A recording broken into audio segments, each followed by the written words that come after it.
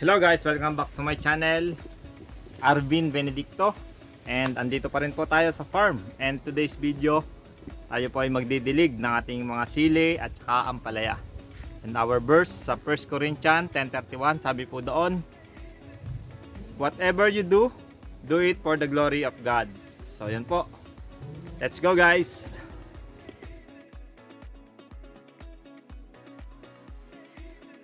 Guys, Happy New Year!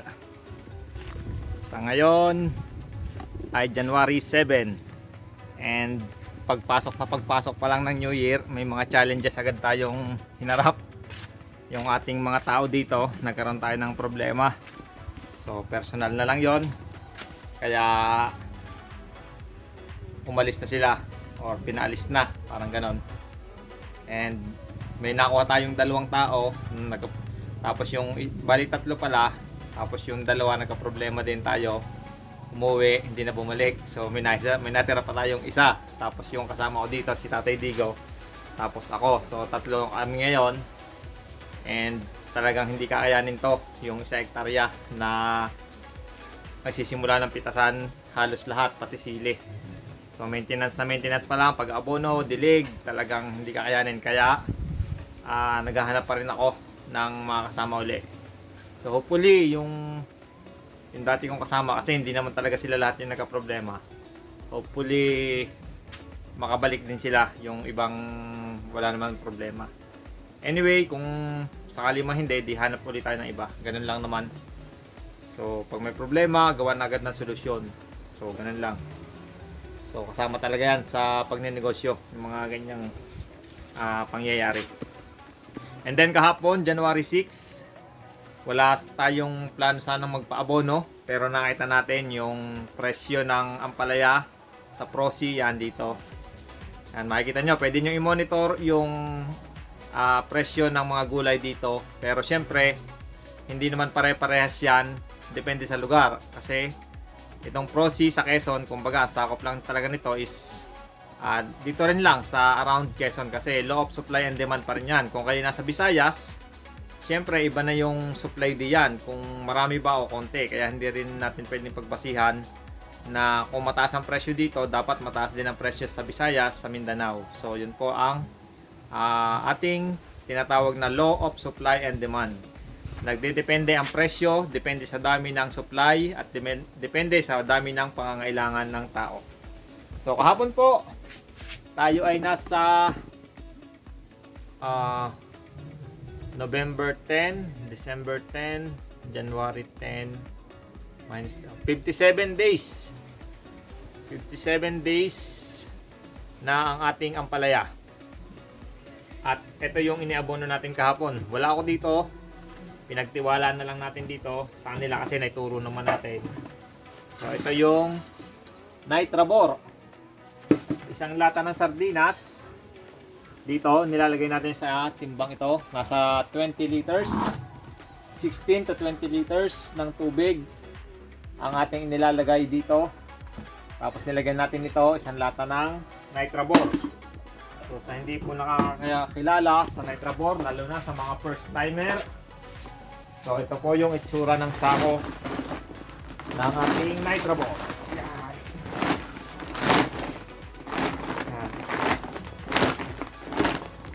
So, ang basa po, Yara Liba Nitrabor. So, ang presyo po nito parang nasa 2,300, ganon, 2,400. So, medyo nalimutan ko na. Kasi halos more or less 1 month na nang binili ko to. Hindi pa nauubos. At ginagamitan din natin yung sili sa pag-abono nito. And then, yung isa naman ay Yara Winner. So ito naman Yara Mila. Yan. Yara Mila Winner. So ito naman po ay more on potash. So parang ano pala tong Winner, ngayon ko lang nalaman. 15,920. Ang anha. Ang gunting. Tapos na magdilig. Puprongin na ulit. So yan, 15,920. So 15% ng nitrogen, may 9% na phosphorus and 20% na potassium.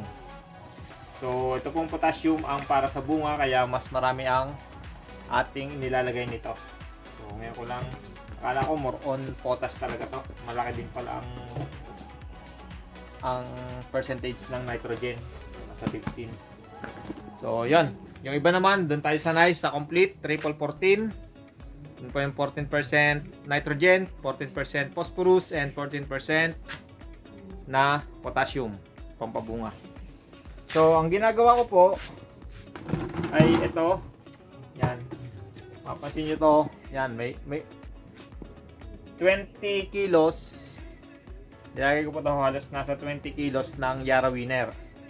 Pero yan, ngayon, naglahok din tayo ng triple 16 naman. So, parang 10 kilong Winner, 10 kilong triple 16. So, kaya po ang pag-aabono talaga, ano rin, parang imo-monitor mo din yung iyong tanim talaga. Kasi nung mga nakakaraan, ilang sunod tayong nag-abono ng 20 kilos na Yara Winner. So, yan. Isang puno po nito, tapos pinupuno lang natin ng tubig. Yan, parang ganito rin ang style. So, ito nga lang ngayon, may halo ng triple 16. So, hinahalo natin to, lalagyan ng tubig. 20 kilos. Tapos, kumukuha tayo ng isang tabo. Isang tabo na kung tutusin, nasa pagtitimbangin nyo, nasa 2 kilo siguro kasama na yung tubig. So, ito po yung tabo na ginagamit natin. Baka naman isipin nyo, gaano kalaki yung tabo. Yan. Ito. Siguro ang tabong ito ay nasa 1 liter or 2 liters. Hindi ko alam. Basta ganito. Sumasalok tayo ng isang ganito. Pagsalok nito, ilagay natin sa timba. Pagkatapos, lagay tayo ng isang lata ng Nitrabor. Dito. Tapos lalagyan natin ng tubig, puno. So ito ay nasa 20 liters. At pagkatapos, pag nandito na yung mixture ng tubig, ng Winner at ng Nitrabor, isang lata rin lang nito. Sardinas ang ginagamit ko. So, yan naman po ay magdidepende again sa inyong ampalaya, kasi kung gaano pa kailangan ng abono. So, kung sa tansya nyo ay kulang pa yon, pwede kayong magdagdag.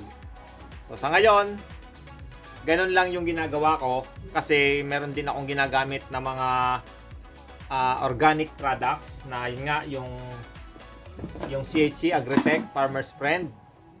Yun po ay ini-spray natin kasi mga ano yon, mga microbial inoculant, ibig sabihin mga good bacteria na nagko-convert ng mga nutrients sa lupa at sa hangin para gawing pagkain ng halaman or abono, organic na abono. Kaya kumbaga, yung ating nilalagay is meron pang suporta nung para sa natural probiotics yan. Probiotics yan. And then ganun po tayo mag-abono. So pasensya na kayo, hindi tayo na makapag-actual ngayon dahil nga kahapon tayo nag-abono. Pero yun ganun lang ating ginagawa lagi. Tapos yan, trabaho na yung magpalawit ng bunga. Praise God, madami na tayong napapalawit na bunga ng mga nakaraan, and ngayon talagang meron at merong nalilisan. Yan, trabaho na talaga magpalawit ng bunga. Salamat sa Diyos. And then ito, nagdidilig din tayo. Yan. Gamit yung ating Perforain. So ito yung ating tinesting na binili. Yan, makikita nyo. Yan, ang lakas. So kaya lamang itong, kasi yung pressure ng aking tubig nasa DDoS lamang. DDoS na tubo, tapos nahati pa siya sa, i-divide natin sa area, tapos ito 1 1/4 lang, tapos nag-minimize pa doon, naging 1, and then divide dito 1 rin.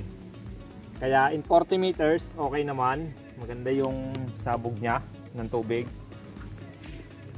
And then doon naman meron tayong 100 meters na hose naman, yun nga yung maliliit.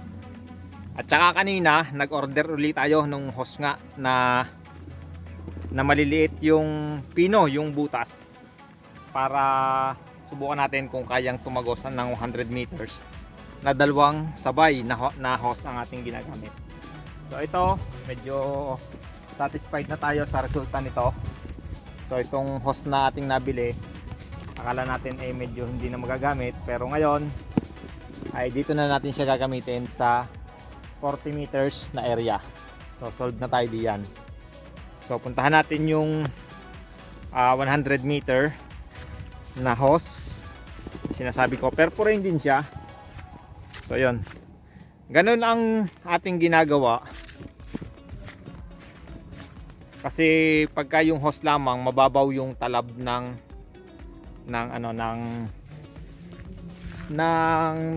dilig.